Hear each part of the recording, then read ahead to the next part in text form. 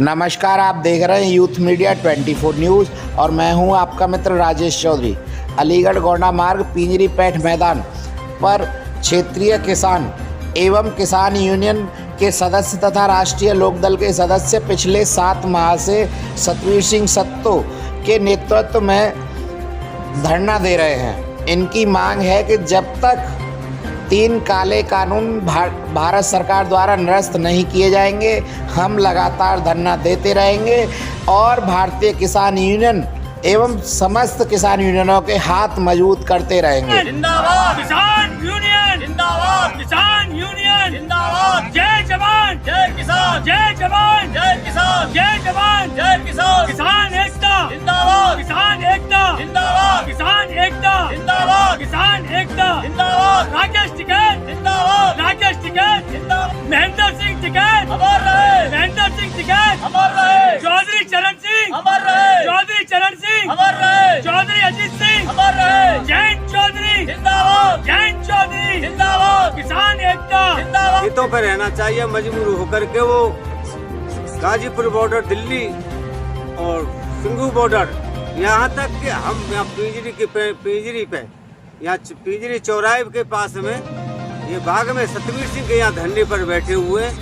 इस सरकार को लानत है। इस सरकार को किसानों की तरफ से कोई ऐसी किसानों की वो नहीं है चिंता कि ये किसान क्यों बैठा है इस देश में। तपती हुई गर्मी में, सर्दियों में ये किसान जो है अपनी मांग के लिए, अपने हक के लिए आंदोलित हो रहा है। लेकिन इस सरकार, जो बीजेपी की सरकार, जिसने किसानों के साथ वादा किया था कि किसानों के साथ जो लाभ, किसान जो है जो फसलें उगाते हैं, जो कच्चा माल तैयार करते हैं इस देश का किसान, उस पर लागत मूल्य के आधार पर हम 50% का मुनाफा देंगे। 14 के चुनाव में श्री मोदी जी ने ये वादा किया था किसानों से, हर जगह ये घोषणा की थी कि हम किसानों को उसका लाभकारी मूल्य देंगे, उस पर 50% मुनाफा देंगे। लेकिन लाभकारी मूल्य तो जहाँ रहा, हमको जो न्यूनतम समर्थन मूल्य है इस देश के किसान को वो नहीं मिल रहा है।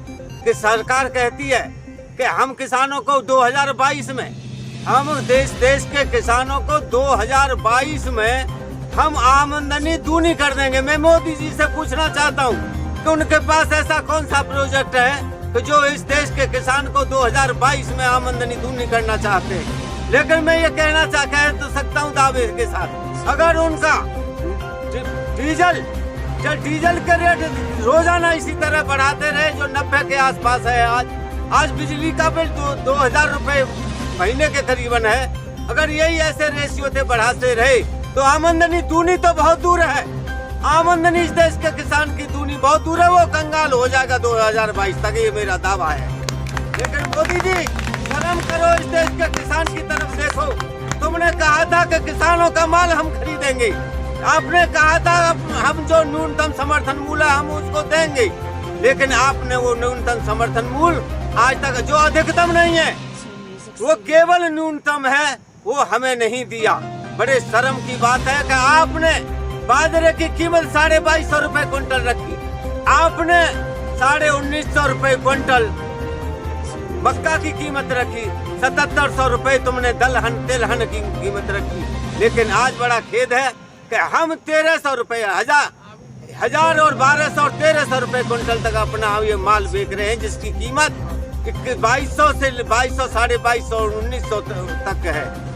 मैं मोदी जी से कहना चाहता हूँ क्या यही रेशियो है आपका 2022 में आमदनी दूनी बढ़ाने का? मैं आपसे कहना चाहता हूँ कि इस देश आपने इस देश के 15 पूंजीपतियों का 8.5 लाख करोड़ रुपया माफ किया है आपने। मैं कहना चाहता हूँ आपसे, इस देश के किसान ने जो पैदा कर करके जो घाटा खाया है, जो MSP से नीचे अपना माल बेचा है, वो पिछले 5 सालों के अंदर उसकी अगर कीमत लगाई जाए सच में, तो किसानों को 45 लाख करोड़ का इस देश के किसान को नुकसान हुआ है। मोदी जी बताएं उस आमदनी को जो आप दूनी करने के लिए कह रहे हैं 2022 के अंदर, वो आमदनी कैसे आप किसानों की आय दूनी करेंगे? क्या इसी तरह से करेंगे? क्या यही फार्मूला है आपके पास इस देश के किसान को दूना करने के लिए? आप इस देश के किसान को बर्बाद करना चाहते हैं, बर्बाद करना है। स्वामीनाथन आयोग का गठन किया गया। आपकी हमारे माननीय श्री पूजनीय अटल बिहारी वाजपेयी जी ने एक कमेटी गठन की, जो 60 लोग उनके अध्यक्ष थे स्वामीनाथन, जो आयोग को रिपोर्ट, जो सरकार को रिपोर्ट देनी थी। उन्होंने पूरे देश में घूम घूम के किसान के हर माल का जायजा लिया, हर माल पे लागत के आधार पर सबका मूल्यांकन किया। तो आपने स्वामीनाथन आयोग की रिपोर्ट को क्यों लागू नहीं किया?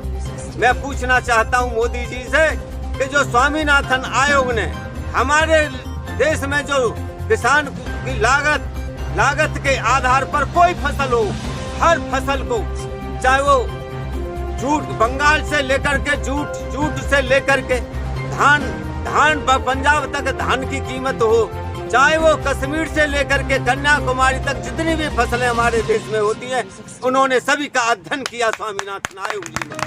अध्ययन करने के बाद उसकी लागत निकाली। लागत पूरे मैं परिवार सहित, परिवार में कितने लोग होते हैं, परिवार किसान के परिवार में सब कितनी मेहनत करते हैं, सबका रेशियो निकाल करके उन्होंने कीमत का निर्धारण किया। लेकिन वो जब रिपोर्ट आपके पास गई तो आपने ठंडे बस्ते में डाल दी। हो स्वामीनाथन आयोग की रिपोर्ट को लागू करो मोदी जी, और एमएसपी पर कानून बनाओ।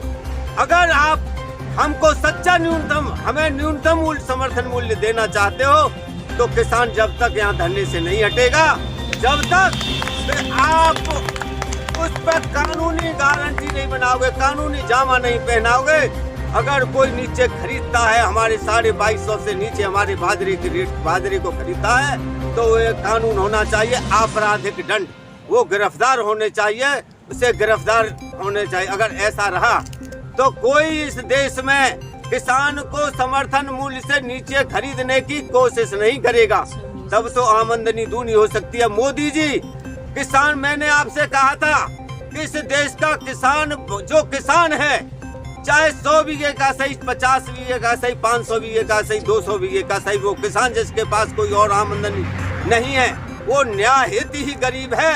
उसके हालात ऐसे हैं, वो खेती छोड़ने के लिए मजबूर है। चाहे वो सड़क पर मट्टी डाल ले, चाहे बूट पॉलिश कर ले, उसे इस खेती से इतनी घृणा है कि इसमें 2 रोटी वक्त से नहीं मिलने वाली है। तो मैं ये कहना चाहता हूँ आपसे कि जो किसानों का 45 लाख करोड़ का इन 5 सालों में घाटा हुआ है, और किसानों के पास इस समय, इस देश के पूरे किसानों के पास 11.5 लाख करोड़ कर्जा है, वो हमारा हक है। हम भीख नहीं मांग रहे, हम माफी नहीं मांग रहे, हम चाहते हैं कि हमारे 11.5 लाख करोड़ मोदी जी हमारा माफ होना चाहिए, छूटना चाहिए। सॉरी, ये माफी नहीं, ये 11.5 करोड़ रुपया हमारी सारी बैंकों की कलम से साफ होना चाहिए। मोदी आपकी नीतियों के तहत, आपकी गलत किसानों के प्रति भावनाओं के तरफ विचारों से गलत हो करके इस देश के किसानों पर बोझ लदा है। अगर यही हालत रही मोदी जी, आपने गन्ने का मूल्य, आपने आज तक गन्ने का मूल्य निर्धारण किया मात्र 10 रुपए 4 सालों में। पिछले 4 सालों में गन्ने पे 10 रुपए बढ़ाए, 10 रुपए का मूल्य और आमदनी, उस पर खर्चा कई गुना ऊंचा चला गया। आपने राहत दी तो केवल मिल मालिकों को राहत दी, जो मिल मालिकों ने राहत दी, अपने मिल की सहूलियत दी, लेकिन किसानों को कोई राहत नहीं। 11.5 लाख करोड़, 11.5 करोड़, सॉरी 11.5 करोड़ किसानों का पूरे मिल मालिकों पर मोदी जी पैसा शेष है। अगर आज हम पे बैंक का बिजली के बिल का बकाया रह जाता है तो हमारा कनेक्शन कट जाता है, पुलिस पकड़ने के लिए आ जाती है। लेकिन 11.5 करोड़ के लिए हमारा किसान त्राह करता है, लेकिन आप भुगतान नहीं कराते हो। भुगतान की एवज में आपसे लड़ा जाए तो मिल मालिकों को राहत देने के सिवा तुम्हारे पास और दूसरा कोई काम नहीं है। तो हम ये चाहते हैं, देर आए दुरुस्त आए, हमारी लड़ाई जो दिल्ली में बैठी सरकार है, वो कोई भी हो, किसी की भी हो, सरकार के खिलाफ है, जो किसानों के खिलाफ अपना विचार, अपनी नीतियां निर्धारित करती है। जो नीति हमें अच्छी नहीं लगती। मोदी जी ये तीनों कानून हमें अच्छे नहीं लगते, इन्हें ठंडे बस्ते में रद्दी टोकरी में डाल दो। और इस देश का किसान जब ही हटेगा कि जब ये तीनों कृषि काले कानून इस देश से नदारद हो जाएंगे।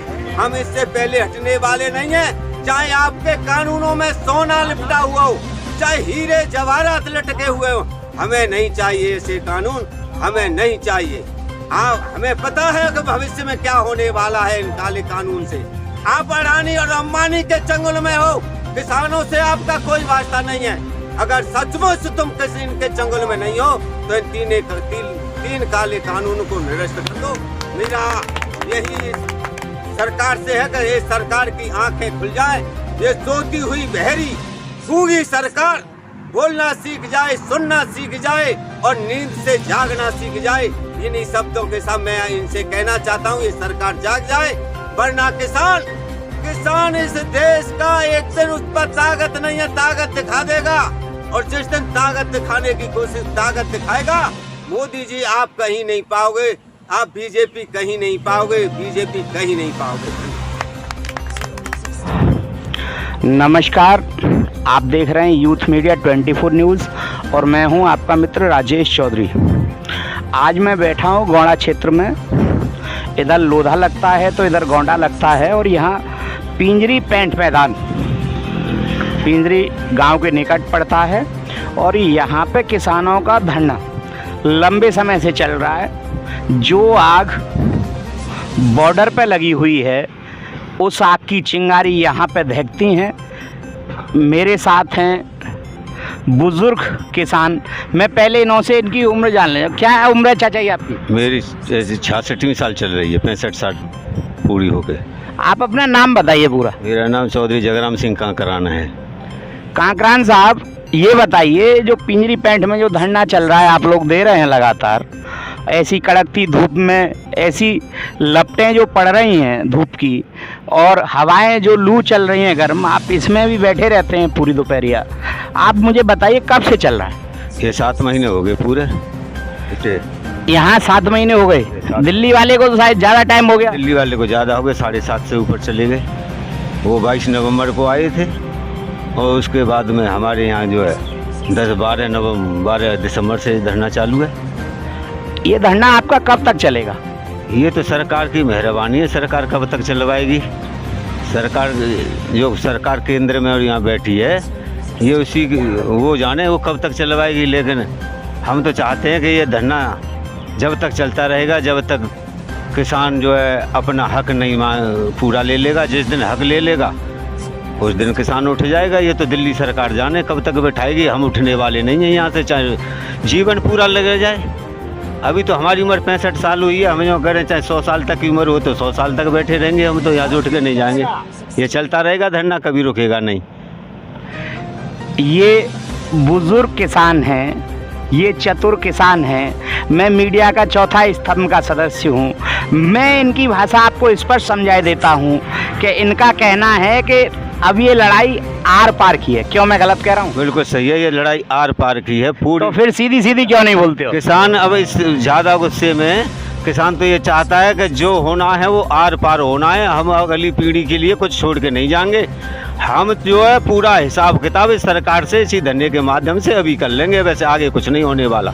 इस पीढ़ी को जो आने वाली नौजवानों की पीढ़ी है इसे स्वतंत्र करके जाएंगे और जब तक ये स्वतंत्र न होंगे हम धरने पर बैठे रहेंगे। चाहे कुछ भी हो जाए, ज़िंदगी हमें चाहे ज़िंदगी अर्पण करनी पड़े इस किसानों के लिए, हम अर्पण करके जाएंगे।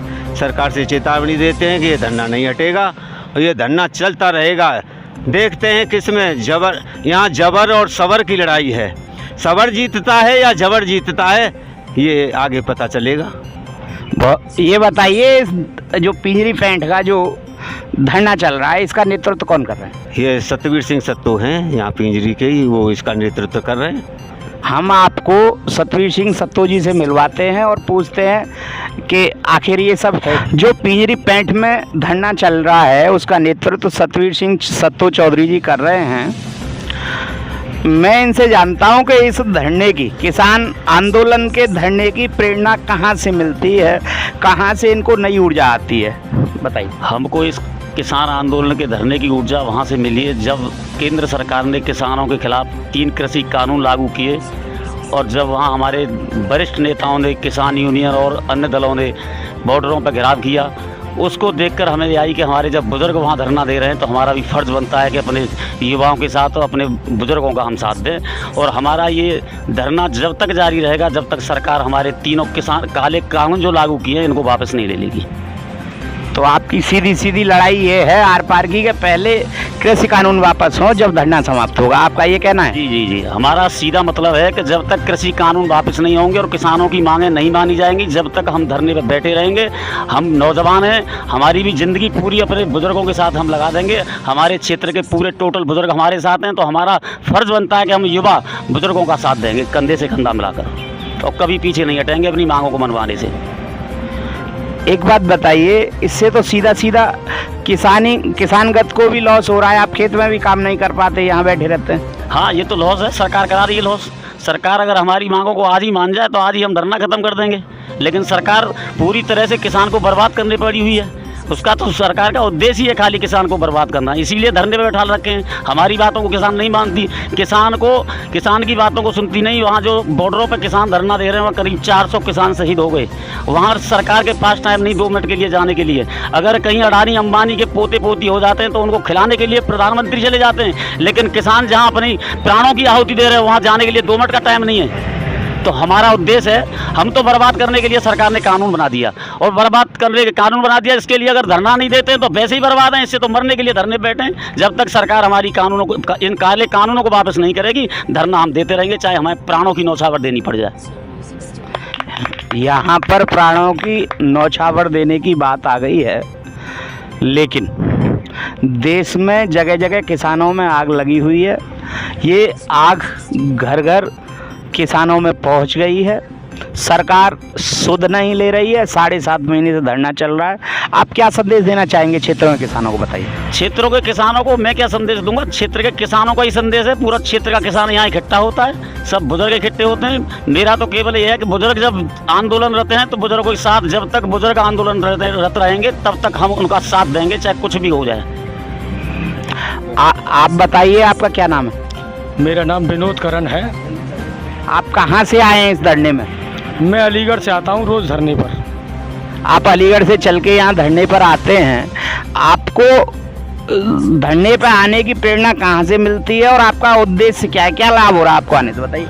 ये 3 काले कानून जो सरकार ने लागू करे हैं, इससे किसान बहुत दुखी है और किसानों की जो रोज़मर्रा की किसानी है वो बहुत बर्बाद हो रही है और किसान बहुत मजबूर है। इसलिए ये 3 काले कानूनों को वापस कराने के लिए हम किसान धरने पर आते हैं, बैठते हैं यहाँ पर। और जब तक हम ये 3 काले आप क्या सहयोग करते हैं धरने पर, आके बताइए ज़रा।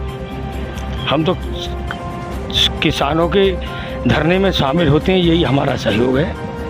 बस यही उद्देश्य है, किसानों को विजय मिल जाए। किसानों को विजय मिलनी चाहिए हर कीमत में। और ये 3 काले कानून, जो शर्मनाक काले कानून इनने लागू करे हैं, ये इन तो तुरंत स्थगित होने चाहिए।